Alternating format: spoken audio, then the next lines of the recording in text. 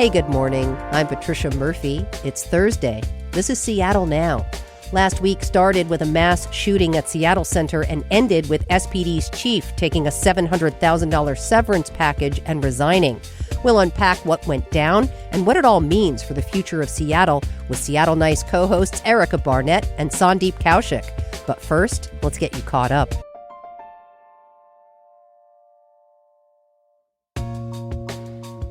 A federal judge is weighing arguments this week over whether Washington state must turn over private voter information to the U.S. Department of Justice. The Trump administration has brought multiple lawsuits against states in an effort to see whether they're routinely purging ineligible voters. Washington Secretary of State Steve Hobbs says he's already handed over all publicly available information, but not things like driver's license numbers, full birth dates, and partial Social Security numbers. Amazon is facing a class action lawsuit over its seafood products. The Seattle Times reports they're accused of falsely claiming that certain products like tuna and salmon are sustainable. The lawsuit names products sold both online and at Whole Foods, which is owned by Amazon. The company didn't respond to the paper's request for comment. And congrats to the Little League softball team from Snohomish. They're tearing through the Little League Softball World Series. They took down Texas on Tuesday, then beat Canada 9-1 on Wednesday. The next game is Friday against either North Carolina or Florida. If they win, they'll advance to the semifinals. We're back with more headlines on tonight's episode of Seattle Now. Seattle is once again between police chiefs. The news of Sean Barnes' resignation last Thursday followed questions and confusion after a deadly weekend shooting at Bite of Seattle. 3 people died. First, there was a lack of communication on the day of the shooting. Then, rumors began swirling that Seattle Mayor Katie Wilson wanted to fire Chief Barnes. In the end, Barnes resigned with an almost $700,000 package. The murders are still under investigation. Today, we're taking a closer look at what happened, the communication breakdown, and what's next for Mayor Wilson with 2 people who have followed it closely. Erica Barnett is an editor at Publicola, and Sandeep Kaushik is a political consultant at Soundview Strategies. You can hear both of them on the podcast Seattle Nice. Erica, Sandeep, thanks so much for coming in. It's great to be here. Thanks for having us. So, okay, Erica, you've covered City Hall and SPD for a long time. In your experience, what is the normal protocol following major public safety events in the city? Ordinarily, what happens is the reporters, the TV folks primarily, go to the scene and they wait there for SPD to make some sort of announcement to give some information about what's happened. Usually there's very sketchy information at that point, but there is usually a press conference pretty quickly after a shooting or other, major event like this. And that obviously is not what happened this time. There was a 5-hour delay between the shooting and information going out from SPD, and that sort of started this weekend of controversy over why people weren't getting more information sooner. And the media was calling for more information repeatedly throughout this time. What were you told? I don't ordinarily sort of run to the scene of shootings and follow spot news like that, but what I was told, the same thing as everybody else, sort of contradictory information. At first, it was supposedly because dignitaries like Pramila Jayapal had to get onto the scene, and then it was because police didn't have authorization to speak. And it turns out that, at least one element of it was that Sean Barnes was out of town. He was in Dallas at a conference, and he wanted to be briefed before he would allow his officers who were on duty at the time to say anything to the media. So that was definitely part of the delay. Yeah. See, in my experience, there's a PIO on the scene, and then maybe later in that evening, if it's a major event, there's a formal news conference where everybody gathers and information is disseminated. Sandeep, what is your assessment of Mayor Wilson's handling of everything that happened last week? I will say she had a no good, horrible, absolutely bad, whatever all the descriptors are, week. So as Erica said, it started with this immediate aftermath of the shooting and the response to it, which was really seen to be deficient. There was a vacuum of information. People didn't know what was going on. There were a lot of questions raised about that. The mayor's office seemed like they were back on their heels about even explaining what happened in the subsequent days. And then it went from there to, a few days later, suddenly rumors start spreading. I mean, I know because I called Erica after somebody texted me 4:22 on Wednesday afternoon saying, are you hearing what I'm hearing?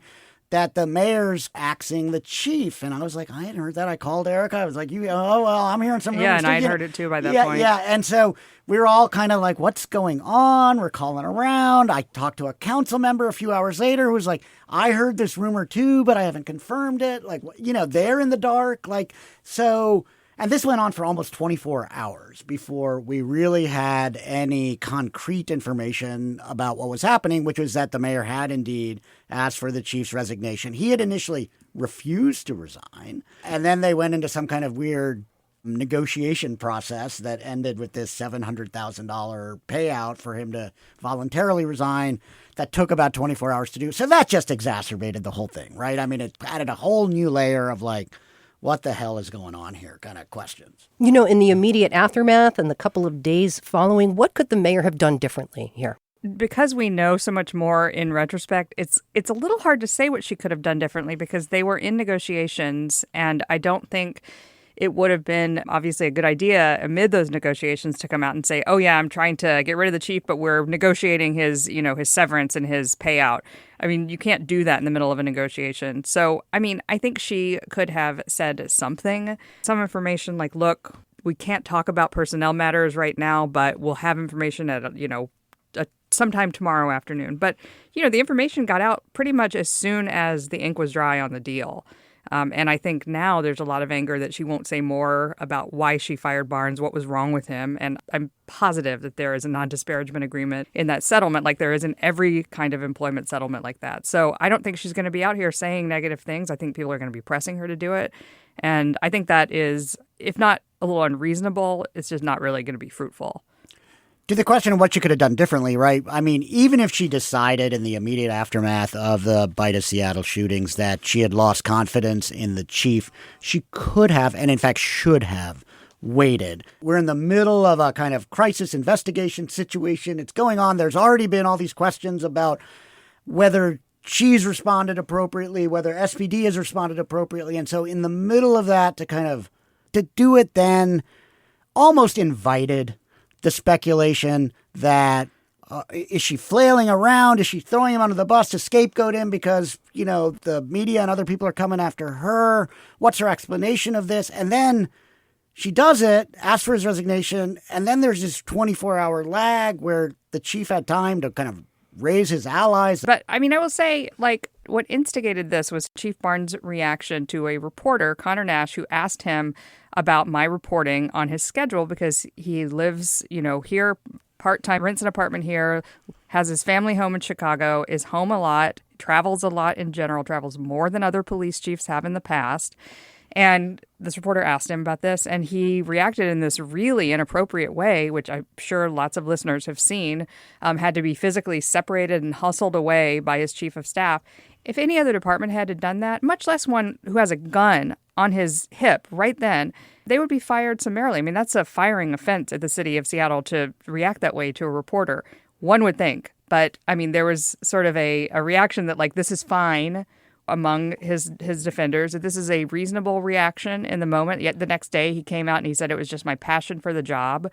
You say it's reactive. I think there would have been pushback if she hadn't said anything or done anything. If she had just said, you know what, this is acceptable behavior for my chief of police to act this way toward a reporter asking a question. Well, I think the smarter play would have been wait a couple weeks, let this investigation play out, let the situation calm itself a little bit. But look, okay, that thing happened, right? It's like a Tuesday morning press conference where the chief has this meltdown, and it was a really bad look. If she had said, okay, you're canned right there, that's unacceptable, then at least we would have known why she did it, and it would have happened right then. Instead, there was this 48 hours more, and we're dithering around, and they're negotiating this, and then she has a Friday press conference and won't really even say what her rationale was about why she ended up making. Have you ever decision. seen a police chief get fired where, except for, maybe in the situation with Adrian Diaz, but even with Adrian Diaz, who got fired for very good reasons that we don't need to go into, it's not like Bruce Harrell stood up there and trash talked him. And I think people want Katie Wilson to stand there and trash talk Sean Barnes. Well, I don't think that's I think they just want an explanation of why'd you do it and why now, and and I don't think her answers were super adequate in the moment. A lot of people are saying this is distracting from a mass murder that happened at the Seattle Center, and it's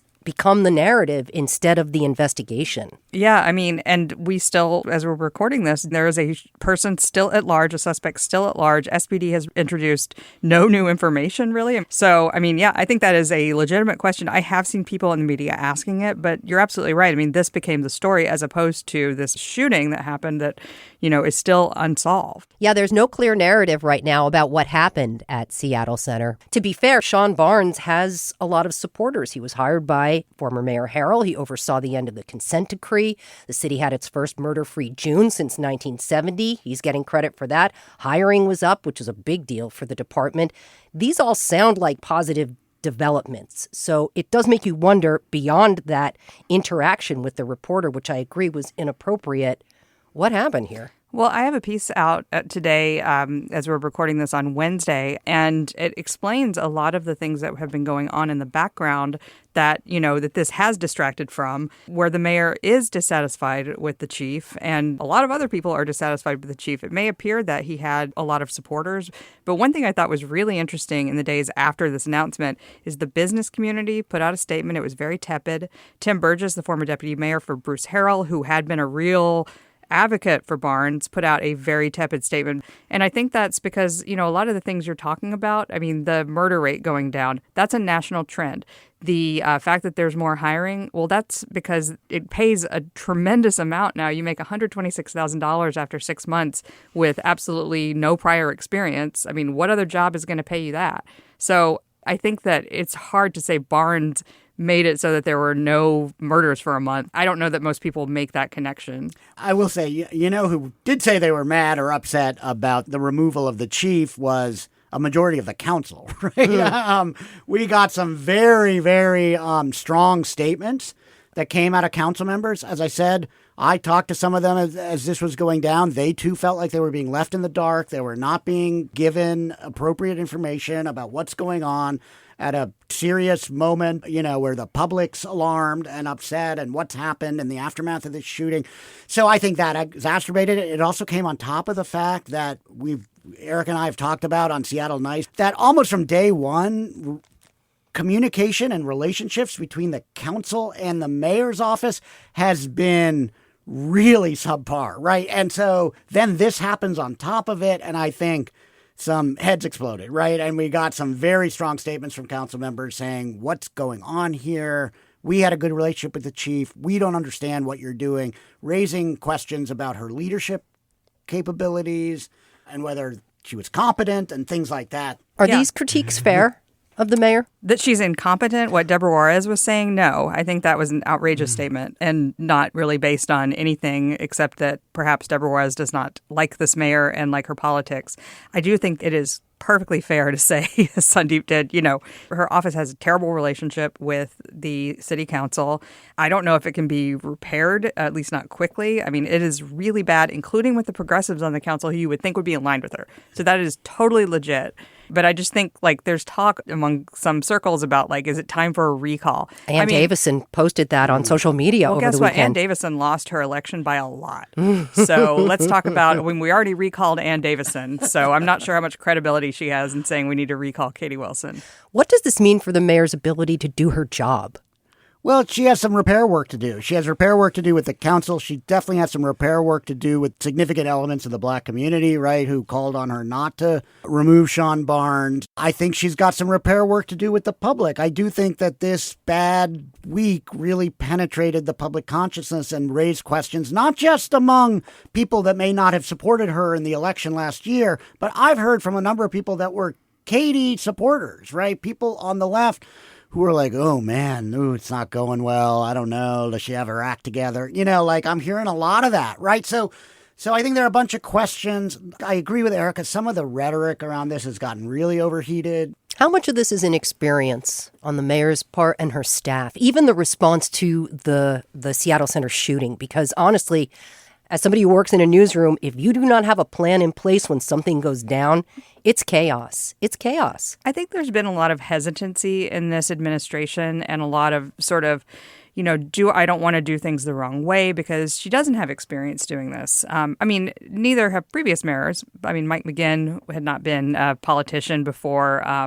Jenny Durkin had not been either. So, I think that part of the inexperience charge, could be leveled against other people that we've had as mayor too.